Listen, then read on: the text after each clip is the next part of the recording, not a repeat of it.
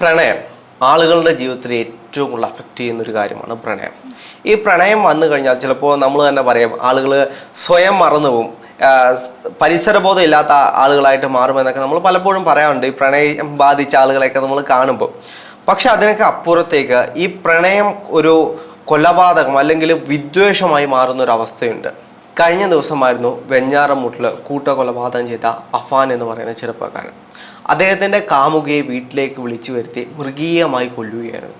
അതും പ്രണയമാണ്. ഒരിക്കലും നമുക്ക് ഇത്രത്തെ കാര്യങ്ങളൊന്നും പ്രണയം എന്ന് വിളിക്കാൻ പറ്റില്ല. ഒരാൾക്കൊരു പ്രണയം ഉണ്ടെങ്കിൽ ഒരിക്കലും ആ ഒരു ഓപ്പോസിറ്റ് ഉള്ള ആളെ ദ്രോഹിക്കാനോ അല്ലെങ്കിൽ കൊല്ലാനുള്ള ഒരു മാനസികാവസ്ഥയിലേക്ക് പോകില്ല. അഫാൻ പറയുന്നത് താൻ മരിച്ചു കഴിഞ്ഞാൽ അല്ലെങ്കിൽ തൻ്റെ കുടുംബത്തിനോടാണ് എനിക്ക് ദേഷ്യമുള്ളത്.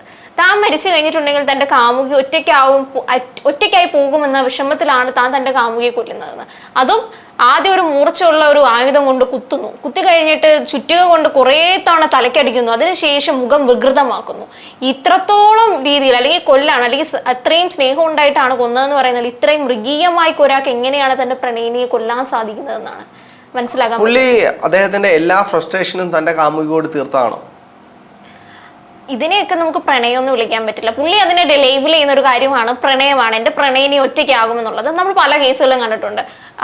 ഈ അടുത്ത് തന്നെ ഉണ്ടായിരുന്നു, നമ്മുടെ ഫെബ്രുവരിയിൽ തന്നെ ഒരു പ്രണയം നിരസിച്ചു എന്ന് പറഞ്ഞാൽ അതിക്രൂരമായി കൊല്ലുന്ന രീതി, അല്ലെങ്കിൽ ആസിഡുകൾ ഒഴിക്കുന്ന. കുറെ നാളായിട്ട് നമ്മൾ കണ്ടുകൊണ്ടിരുന്നു ആസിഡ് പരമ്പര ഉണ്ടായിരുന്നു. പ്രണയം നിരസിച്ചു കഴിഞ്ഞാൽ മുഖത്ത് ആസിഡ് ഒഴിക്കുക. അതിനുശേഷം ആളുകളെല്ലാം പാനിക് ആവുന്ന ഒരു സ്റ്റേജിലേക്ക് വരെ പോയി. കാരണം ഇനി ഞാൻ പ്രണയം നിരസിച്ചു കഴിഞ്ഞാൽ എൻ്റെ മുഖത്തും ആസിഡ് ഒഴിക്കുക എന്നൊരു രീതിയിലേക്ക് ആളുകൾ ചിന്തിക്കുന്ന രീതിയിലേക്ക് ഇങ്ങനെയുള്ള സംഭവങ്ങൾ പോയിട്ടുണ്ട്. അതും ഒരു പ്രൈവറ്റ് സ്പേസിലൊന്നും അല്ല, ഒരു പബ്ലിക് സ്പേസിലേക്ക് വന്നിട്ട് ഇവർക്ക് ആർക്കും ആരെയും പേടിയില്ല.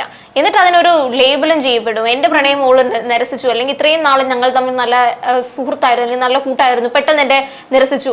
എന്നിട്ട് ഇത്തരത്തിലൊരു കാര്യം പുറത്തേക്ക് വിടുമ്പോൾ ഒരു കൂട്ടം ആൾക്കാർ ഈ ചെയ്യുന്ന അല്ലെങ്കിൽ ആ കുറ്റം ചെയ്യുന്ന ആൾക്കാരെ സപ്പോർട്ട് ചെയ്യുന്ന രീതിയും കണ്ടിട്ടുണ്ട്. ആ പെൺകുട്ടിയെ അതിനെ സമ്മതിച്ചിട്ടില്ല, അല്ലെങ്കിൽ ആ പെൺകുട്ടിയെ അയാളുടെ കൂടെ അത്രയും കാലം നിന്നിട്ട് പെട്ടെന്ന് ഒഴിവാക്കിയത് കൊണ്ടല്ലേ അങ്ങനെ ചെയ്യുന്നത്.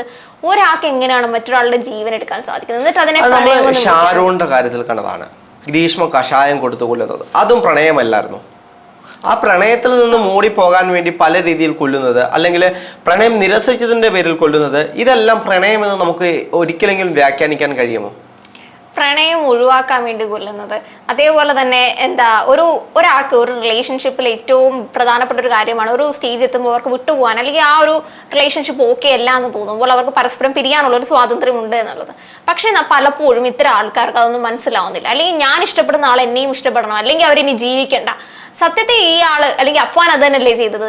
ഞാൻ ഇനി അഥവാ മരിച്ചു പോയിട്ടുണ്ടെങ്കിൽ അവൾ ഇനി ജീവിക്കണ്ട എന്നുള്ളൊരു തീരുമാനം കൊണ്ടല്ല അയാൾ ഇത്ര മൃഗീയമായി അവരെ കൊന്നത്. അല്ലാണ്ട് തൻ്റെ പ്രണയിനി ഒറ്റയ്ക്കായി പോകുന്നുള്ള വിഷമത്തിലാണോ? അല്ലെങ്കിൽ അവർക്ക് ജീവിക്കാൻ 19 വയസ്സുള്ള ഒരു കുട്ടിയാണ് ഈ ചെറുപ്പക്കാരനാണെങ്കിൽ 21 വയസ്സേ ഉള്ളൂ. 19 വയസ്സുള്ള കുട്ടിയുടെ എത്രയോ ജീവിതമാണ് അതിന് ഇനിയും ബാക്കി കിടക്കുന്നത്. അല്ല, ഈ അഫാന്റെ കാര്യത്തിൽ നോക്കുകയാണെങ്കിൽ അഫാൻ കൊന്നതെല്ലാം തങ്ങൾക്ക് ഏറ്റവും ഇഷ്ടപ്പെട്ട ആളുകളായിരുന്നു. തൻ്റെ ഉമ്മ, തൻ്റെ സഹോദരൻ. ആ സഹോദരൻ, പിഞ്ചു സഹോദരനെ തന്നെ കൊല്ലുകയാണെങ്കിൽ അഫാന്റെ മാനസികാവസ്ഥ നമുക്കൊന്ന് മനസ്സിലാക്കാവുന്നതേ ഉള്ളൂ. അത്രത്തോളം ക്രൂരമായി സ്വന്തം അനിയനെ പോലും കൊല്ലണമെങ്കിൽ അദ്ദേഹം അത്രത്തോളം വയലേറ്റഡ് ആയിരിക്കണം. ഈ കുടുംബത്തിന്റെ കാര്യമൊക്കെ ഓക്കെ, പക്ഷെ ഈ പെൺകുട്ടീനെ ആ വീട്ടിലേക്ക് വിളിച്ചു വരുത്തിയിട്ടായിരുന്നു കൊല്ലുന്നത്. അപ്പോൾ ഒരു വിഭാഗം എപ്പോഴും പറഞ്ഞുകൊണ്ടിരുന്നതാണ് അവൾ എന്തിനാണ് ആ വീട്ടിലേക്ക് പോയത് കൊണ്ടല്ലേ മരിച്ചത്, അല്ലെങ്കിൽ അവൻ അത്രത്തോളം ആ പെൺകുട്ടി ഇഷ്ടമുള്ളതുകൊണ്ട്. അവിടെയും ആ ഒരു പ്രണയത്തിന്റെ ലേബലുകൾ എന്തിനാണ് കൊടുക്കുന്നതെന്നാണ് മനസ്സിലാകാത്തത്. ഒരാൾ കുറ്റകൃത്യം ചെയ്തു, അതിനെ കുറ്റകൃത്യമായിട്ട് മാത്രം കാണുക, അല്ലാണ്ട് ഇതും പ്രണയമാണ് ഇങ്ങനെ നമ്മൾ അടിച്ചേൽപ്പിക്കുകയല്ലേ വീണ്ടും വീണ്ടും ഒരു സമൂഹത്തിലേക്ക്. അല്ലെങ്കിൽ എൻ്റെ പ്രണയം നഷ്ടപ്പെട്ട് കഴിഞ്ഞാൽ എനിക്ക് ഓപ്പോസിറ്റ് ഉള്ള ആളെ എന്ത് വേണമെങ്കിലും ചെയ്യാമെന്ന രീതിയിലേക്ക് അത് വീണ്ടും നമ്മൾ ഫീഡ് ചെയ്ത് കൊടുക്കുകയല്ലേ ഓരോ കുട്ടികൾക്ക്, അല്ലെങ്കിൽ വളർന്നു വരുന്ന ഓരോ ആൾക്കാരിലേക്കും വീണ്ടും വീണ്ടും ഇത് തന്നെയല്ലേ കുത്തി കൊടുത്തുകൊണ്ടിരിക്കുന്നത്. അതെ, തീർച്ചയായിട്ടും. കാരണം നമ്മൾ പലപ്പോഴും പ്രണയത്തിൻ്റെ തലങ്ങളൊക്കെ മാറുന്നതായിട്ട് ഒരുപാട് ചർച്ചകളൊക്കെ നമുക്ക് പലപ്പോഴും കാണാൻ കഴിയും. ഇപ്പം റിലേഷൻഷിപ്പുകളുടെ കാലം മാറി ഒരുപാട് റിലേഷൻഷിപ്പുകളുടെ പേരുകൾ തന്നെ നമ്മൾ കേട്ടിട്ടില്ലാത്ത പേരുകൾ തന്നെ ഓരോ ദിവസം വന്നുകൊണ്ടിരിക്കുകയാണ്. നാനോ ഷിപ്പ്, ബെസ്റ്റി ഷിപ്പ്, അങ്ങനെ ഒരു ഷിപ്പുകളുടെ കാലഘട്ടത്തിലൂടെയാണ് നമ്മൾ പൊയ്ക്കൊണ്ടിരിക്കുന്നത്. അപ്പം ബന്ധങ്ങൾക്ക് ഇന്ന് ഒരു വിലയുമില്ലാത്ത രീതിയിലേക്ക് പോയിക്കൊണ്ടിരിക്കുകയാണ്. ബന്ധങ്ങൾ എങ്ങനെയാണ് എന്ന് തിരിച്ചറിയാൻ കഴിയാത്ത രീതിയിൽ ഓരോ വിഷയങ്ങളും നമ്മൾ പലപ്പോഴായിട്ട് പല ഘട്ടത്തിൽ ചർച്ച ചെയ്തിട്ടുണ്ട്. അവിടെ എല്ലാം വരുന്നൊരു കാര്യമാണ് സ്നേഹം, പ്രണയം, അല്ലെങ്കിൽ അങ്ങനെയുള്ള കാര്യങ്ങൾ.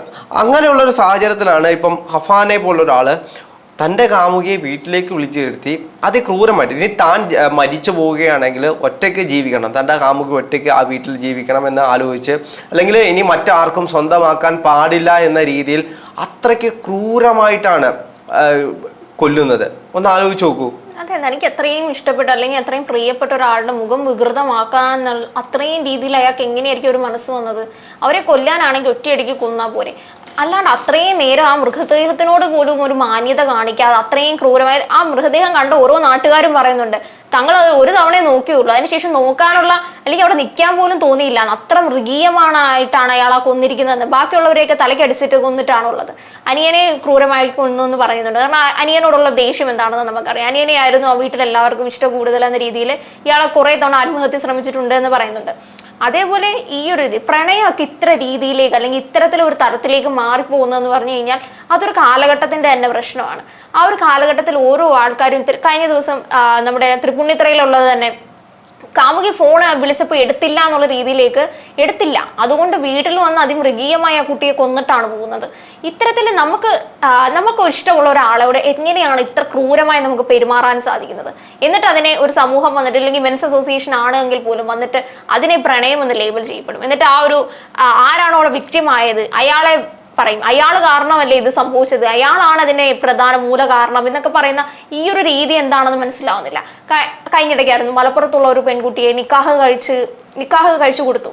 അപ്പോൾ ആ പെൺകുട്ടി മരിച്ചതിന് ശേഷം ആ കുട്ടീനെ പ്രണയിക്കുന്ന ഒരു ചെക്കൻ ഉണ്ടായിരുന്നു. അപ്പോൾ അവനും ആത്മഹത്യ ചെയ്യുന്നതായിട്ട് നമ്മൾ കണ്ടു, അവനും മരണം നഷ്ടപ്പെട്ടു. അപ്പോഴും സോഷ്യൽ മീഡിയ ഒക്കെ ആഘോഷിക്കും ഇതാണ് പ്രണയം, ഇങ്ങനെയാണ് പ്രണയം എന്നുള്ള രീതിയിൽ പല രീതിയിൽ നമ്മൾ വ്യാഖ്യാനം കൊടുത്തുകൊണ്ടിരിക്കുകയാണ്. അപ്പൊ ഇനിയുള്ള കുട്ടികളൊപ്പം ഇതൊക്കെയാണോ ചെയ്യേണ്ടത്? നമ്മുടെ കൂടെയുള്ള ഒരാൾ നഷ്ടപ്പെട്ടു പോവുകയാണെങ്കിൽ മറ്റേയാൾ നിലനിൽക്കരുത് എന്ന് തോന്നുന്നത് അവിടെ എന്താണ് പ്രണയം? അത് മാത്രമല്ല, ഇപ്പം നമ്മൾ അയാളുടെ ജീവിതത്തിൽ പറ്റില്ല എന്ന് തോന്നിക്കഴിഞ്ഞാൽ നമ്മൾ മാറിപ്പോകേണ്ടതല്ലേ? അവിടെയല്ലേ ഒരു പ്രണയം എന്ന് പറയുന്നത്. പലപ്പോഴും വിട്ടുകൊടുക്കുന്നതാണ് പ്രണയം എന്ന് പലരും പറഞ്ഞു വെച്ചിട്ടുണ്ടെങ്കിലും ഈ സ്നേഹം എന്ന് പറയുന്നത് നമ്മൾ മറ്റൊരാളെ ഉപദ്രവിക്കുന്നതോ കൊല്ലുന്നതോ അല്ലല്ലോ. നമ്മൾ ഇല്ലെങ്കിൽ പോലും അവർ നല്ല രീതിയിൽ ജീവിക്കണം എന്ന് നമ്മൾ ആഗ്രഹിക്കുന്നല്ലേ ഒരു സ്നേഹം എന്ന് പറയുന്നത്. ആ ഇതിൽ നിന്നൊക്കെ വളരെ മുന്നോട്ട് പോയിട്ട് ഇപ്പൊ പിടിച്ചു വാങ്ങുന്ന പ്രണയമാണ്. കഴിഞ്ഞ ഇടയ്ക്ക് നമ്മൾ കണ്ടായിരുന്നു സോഷ്യൽ മീഡിയയിൽ ആ ഒരാള് വശീകരിച്ച് നമ്മുടെ പ്രണയത്തിനെ സ്വന്തമാക്കാന്ന് പറഞ്ഞ ലക്ഷങ്ങൾ കൊടുക്കുന്ന ആൾക്കാരെയൊക്കെ നമ്മൾ കണ്ടിട്ടുണ്ട്. അപ്പൊ ഇത്തരത്തിൽ എങ്ങനെയെങ്കിലും സ്വന്തമാക്കണം എന്നുള്ള രീതിയിലേക്ക്, കാരണം ഈ ഒരു രീതിയിൽ ആ ഒരു അത്തരം സ്വന്തമാക്കലുകൾ എന്ന് പറഞ്ഞ ഒരു വാശിയായിരിക്കാം.